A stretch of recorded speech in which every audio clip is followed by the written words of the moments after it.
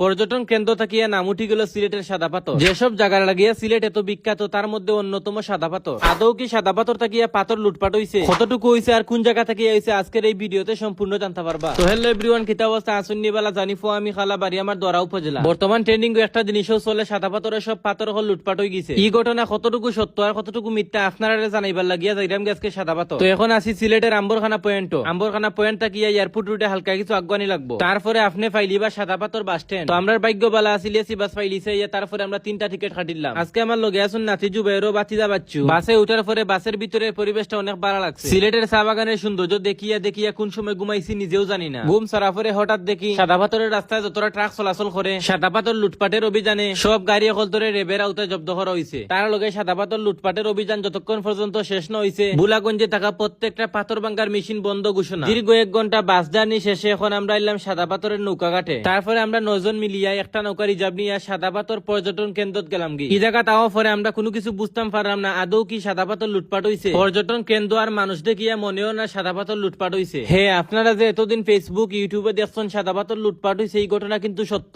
কিন্তু কোন জায়গা থাকিয়া আর কতটুকু পাথর লুটপাট হইছে এই ঘটনা কিন্তু আপনারা কেউ শেয়ার করছেন না। আপনারা এইগুলা সঠিক তথ্য দেওয়া লাগিয়া আজকে সাদা পাথরের ভ্রমণ। পর্যটন কেন্দ্র অর্থাৎ মানুষ যে জায়গা থেকে ঘোরাফেরা করেন এই জায়গা থেকে কিন্তু কোনো পাথর লুটপাট হইছে না। পাথর লুটপাট হইছে পর্যটন কেন্দ্র থাকিয়া অনেক দূর। এই জায়গার মধ্যে সচরাচর কোনো মানুষ আয় না। তবে এই ঘটনা সত্য, এই জায়গা থেকে অনেক পাথর লুটপাট হইছে। কিন্তু অনেকে দেখলাম ফেসবুক ইউটিউবের মধ্যে দিরা সাদা পাথর সম্পূর্ণ লুটপাট হইছে। সিলেটের পর্যটন কেন্দ্র থাকিয়া সাদা পাথরের নাম মুছি গেছে। পর্যটকরা সাদা পাথর ইয়া আগের মতো সৌন্দর্য পাইতা না। আমি আপনারা কইরাম এরকম গুজবার ছড়াইবা না। সবুজ শ্যামলগড়া পাহাড়ের সৌন্দর্য আর পাথরের ভিউ সব সময়ই থাকবো। যে পাথরগুলা লুটপাট হইছে সেনাবাহিনীর অভিযানে এই পাথরগুলা আবারও ফিরিয়া না হইল। এদিকে যতটা নৌকা দিয়ে পাথর লুটপাট করা হয়েছে সব নৌকা এখন সেনাবাহিনীর আওতায় জব্দ করা। আর যে জায়গা থেকে পাথর লুটপাট করা হয়েছে এই জায়গার লাগিয়া সাদা পাথরের সৌন্দর্য কোনো সময় নষ্ট হইতো না। কারণ এগু পর্যটন কেন্দ্র থাকিয়া অনেক দূর হয়। সাদা পাথর আগে যেরকম ফিল নিতা এখনো সেম ফিল নিতে পারবা। সাদা পাথরের সৌন্দর্য কোনো সময় কমছে না আর কমতেও না। ভিডিওর মধ্যে যেরকম সাদা পাথর দেখিয়ে ইসলাম বাস্তবে এরকম কোনটাও না। সাদা পাথর আগে তার যেরকম সৌন্দর্য আছিল এখনো সেম সৌন্দর্য অব্যাহত আছে। প্রকৃতি যেখানে নিজেরে উজাড় করিয়া দিছে মানব সৃষ্টি বাধা এখানে কোনো বিষয় না। হয়তো সাদা পাথরের উপর সাইড এখন দেখতে একটু মরুভূমির মতো লাগে, কিন্তু সেনাবাহিনীর অভিযান যেরকম অব্যাহত আছে সাদা পাথর আগের রূপে ফিরিয়ে দিতে বেশি সময় লাগতো না। পর্যটন কেন্দ্র হিসাবে সাদা পাথর টিকিয়ে রাখা লাগে শুধু সেনাবাহিনীর অভিযান না, পর্যটকদের প্রতিবাদ অব্যাহত রাখা লাগবে। হয়তো সময়ের ব্যবধানে সাদা পাথরের সৌন্দর্য একটু কমে গেছে, আমাদের প্রতিবাদ সব সময় অব্যাহত রাখলে মরুভূমিও আগের মতো পাথরে রূপান্তরিত হয়ে যাব। সাদা পাথরের লুটপাটটা ছিল পরিকল্পিত লুটপাট। যাই হোক, এইসব কথাবার্তা বলে আমার কোনো লাভ নেই।